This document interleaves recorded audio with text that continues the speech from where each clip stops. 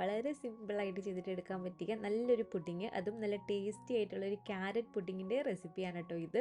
അപ്പോൾ അതിനായിട്ട് ഞാനിപ്പോൾ ഇവിടെ ഒരു 4 ക്യാരറ്റാണ് എടുത്തിരിക്കുന്നത്. നന്നായിട്ട് ക്ലീൻ ചെയ്ത് കഴുകി അതിൻ്റെ ഒരു തൊലിയെല്ലാം കളഞ്ഞതിന് ശേഷം വളരെ തിന്നായിട്ട് ഇതുപോലെ ഒന്ന് കട്ട് ചെയ്തെടുത്തിട്ടുണ്ട്.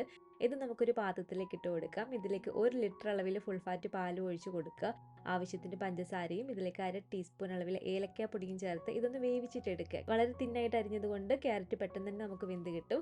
ക്യാരറ്റ് വെന്തതിന് ശേഷം ഇതിലേക്ക് കുറച്ച് കണ്ടൻസ്ഡ് മിൽക്കും കൂടെ ഒഴിച്ചു കൊടുക്കുക. നിങ്ങളുടെ മധുരത്തിന് ആവശ്യമായിട്ടുള്ള കണ്ടൻസ്ഡ് മിൽക്കും പഞ്ചസാരയൊക്കെ ചേർത്താൽ മതി. ഇതിലേക്ക് 1 ടീസ്പൂൺ അളവിൽ വാനില എസൻസും ചേർത്തിട്ട് ഫ്ലെയിം അങ്ങ് ഓഫ് ചെയ്യുക. നന്നായിട്ട് തണുത്തതിന് ശേഷം മിക്സിയുടെ ജാറിലേക്ക് ഒഴിച്ചു കൊടുത്തിട്ട് ഇതുപോലെ ഒന്ന് അരച്ചിട്ടെടുക്കുക. അത് നമുക്കൊരു പാത്രത്തിലേക്ക് ഒഴിച്ചൊന്ന് മാറ്റി വെക്കാം. ഇനി ഇതിലേക്ക് 16 ഗ്രാം അളവിൽ ചൈന ഗ്രാസിലേക്ക് 1.5 കപ്പ് അളവിൽ വെള്ളം കൂടെ ഒഴിച്ച് ചൈന ഗ്രാസ് ഇതുപോലെ ഒന്ന് മെൽറ്റ് ചെയ്തിട്ട് എടുക്കുക. ചൈന ഗ്രാസ് മെൽറ്റ് ആയതിനു ശേഷം ക്യാരറ്റിന്റെ ഒരു മിക്സ് വീണ്ടും ഒന്ന് ചൂടാക്കാൻ വേണ്ടി വെക്കുക.